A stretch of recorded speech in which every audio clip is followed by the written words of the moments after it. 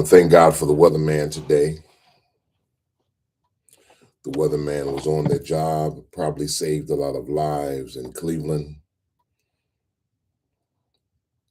The weather outside is speaking to us. The land is speaking. My question this morning is, what do we hear? Bless us now, Heavenly Father, our families, our friends. Bless us in our minds and our hearts. Bless us to do thy will and to see thy will. In Jesus Christ's name.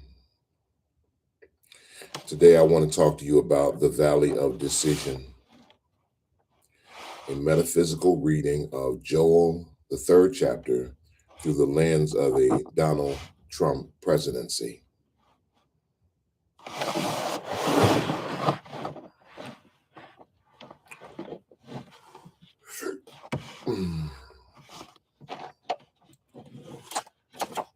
My name is Pastor Sanders. I'm the pastor of the West Park Baptist Church. The prophet Joel is not concerned with prediction so much as pattern today. His language is symbolic. His imagery, psychological and cosmic, and his concern fundamentally metaphysical. Joel speaks to the moments when hidden realities surface, when accumulated energies reach maturity, and when communities are forced into decisive reckoning. Joel 3:9-16, read metaphysically, offers a framework for understanding not merely ancient Israel's crises, but contemporary moments of political and moral exposure. Within this framework, the presidency, policies, rhetoric, and cultural impact of a Trump presidency can be understood not as an anomaly, but as a manifestation, a harvest of long developing states of collective consciousness in these United States. It's taken us a long time to get here. Metaphysics begins with a different set of questions rather than conventional politics. It does not ask who won or lost, nor who is being blamed in a partisan sense. Instead, it asks, and I love this question, what inner condition produced this outer reality? From this perspective, Donald Trump is not the origin of Americans' crises, but he is its disclosure.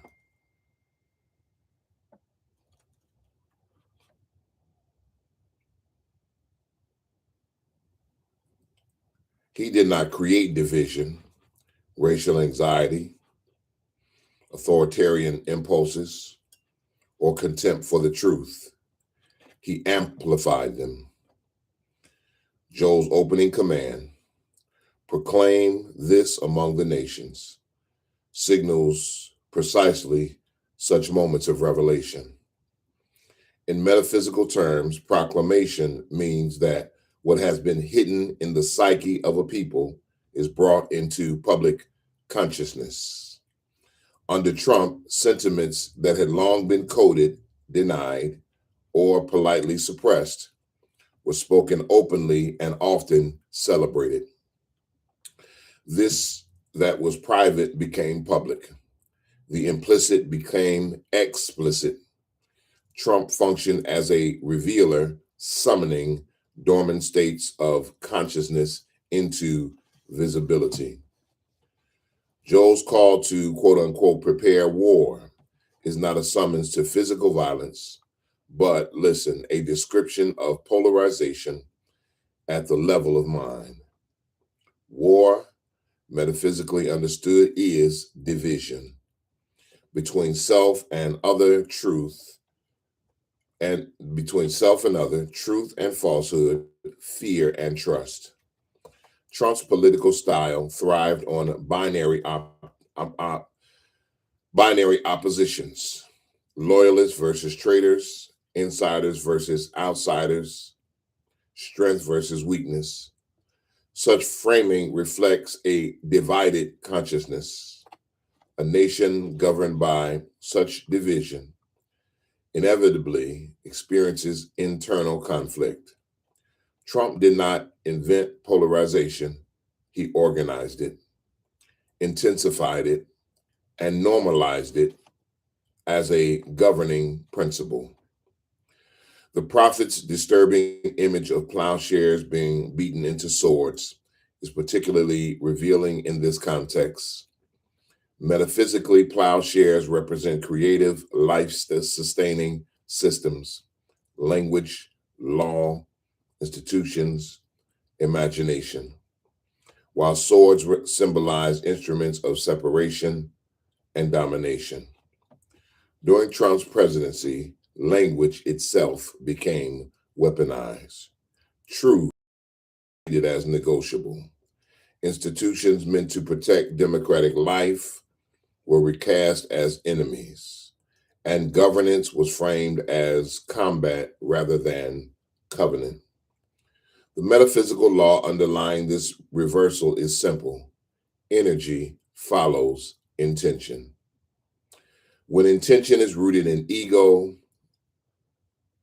preservation, and dominance rather than collective flourishing, even life-giving tools become weapons. Joel's statement which says, "Let the weak say that I am strong," is often misread as empowerment. In metaphysical terms, however, it exposes false strength. Trump's leadership style was marked by incessant self-assertion claims of unparalleled greatness, exaggerated competence, and absolute authority. Such declarations do not indicate genuine strength, but compensation. Metaphysics recognizes ego inflation as a response to inner insecurity. The truth or true power does not need constant announcement. It manifests through coherence, through cooperation, through partnership, restraint, and integrity. Trump's rhetoric revealed not strength, but overcompensation, elevated to policy and persona. Central to Joel's vision is the Valley of Jehoshaphat. Literally, it means the Lord judges. Metaphysically, this judgment is not divine punishment, but it is impersonal law.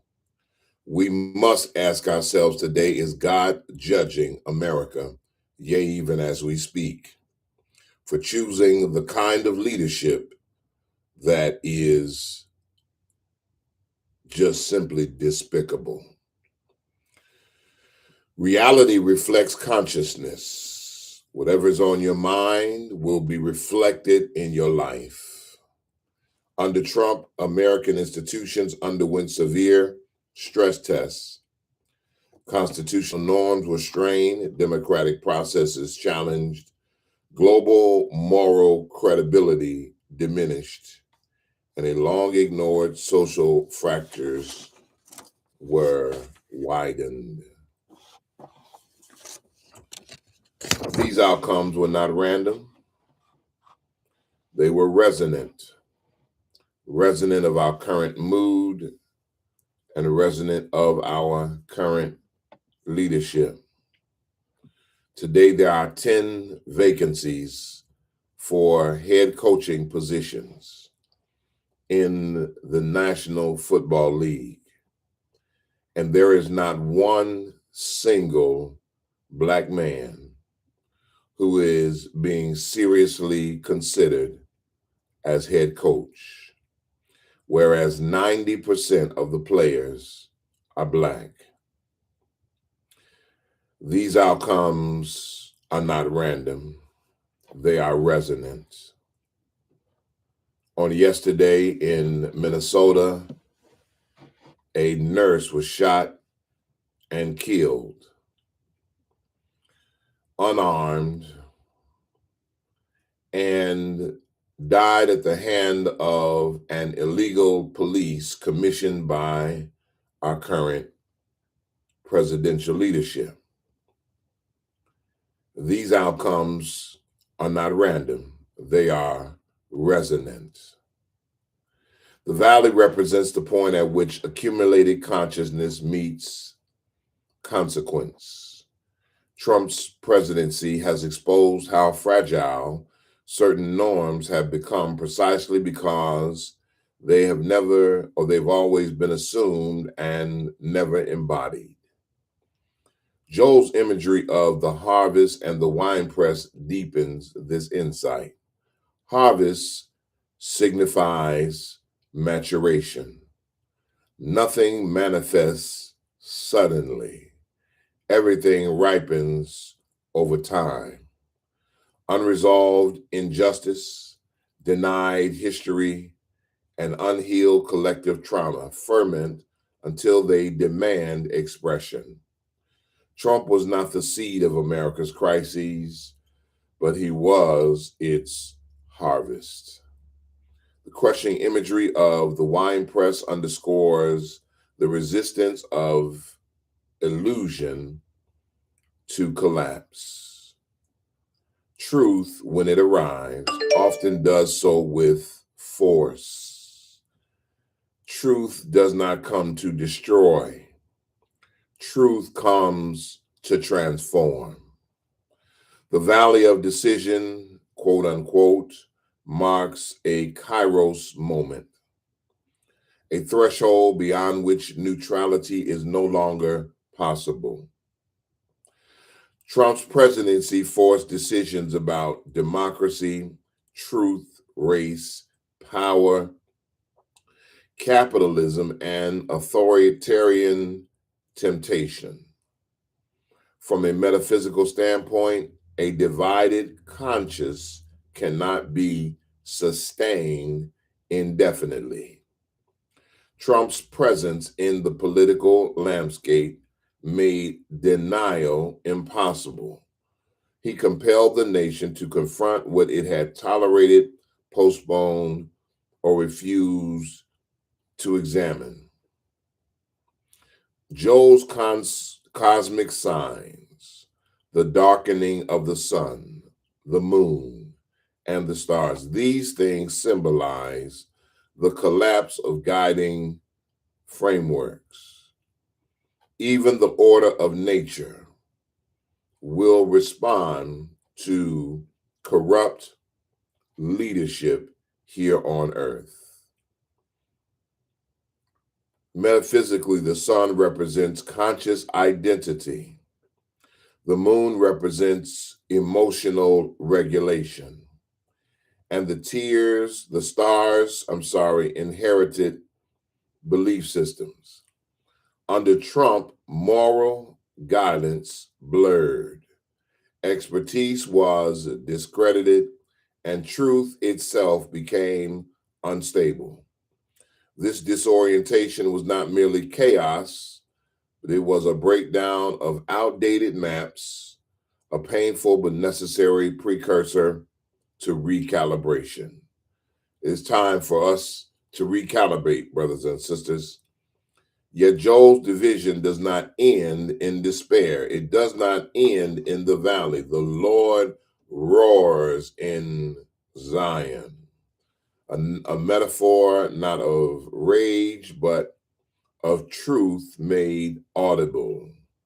In metaphysical terms, this roar is frequency. It is the reality correcting the imbalance. The universe will always correct any imbalance.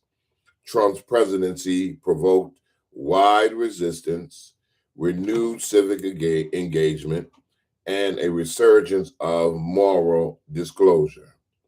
Truth did not emerge from the seat of power, but truth emerged from the people themselves. Resistance, metaphysically, is really seeking equilibrium. Finally, Joel declares that the Lord is a refuge for the people. Metaphysically, refuge is not escape from consequences, but refuge is alignment with truth. Can you handle the truth? Those who chose integrity, accountability, and communal responsibility endured the shaking with their moral core still intact. However, those who align themselves with ego, denial, and domination are experiencing and will experience exposure and collapse. Joel's promise is not ideological, but it is conditional. Listen to the condition. Safety flows from coherence with the truth. Safety flows with coherence with the truth. That's good stuff. In this reading, Donald Trump is not the ultimate subject of Joel 3.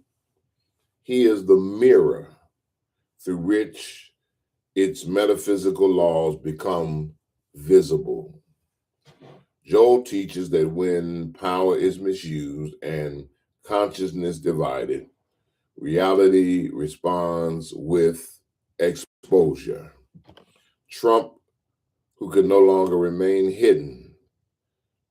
The enduring question then is not about Trump himself, but it is about the consciousness of a people and what they choose after the valley has been entered. Reality, friends, does not rebel. Reality responds. And what is amplified, a nation will generally meet. Thanks be to God. I want to thank you for joining me in this reading regarding the Valley of Decision and the book of Joel. I want to thank God today for this word and this glorious Sunday morning. I simply ask that you would pray with me, prayer of victory and the prayer of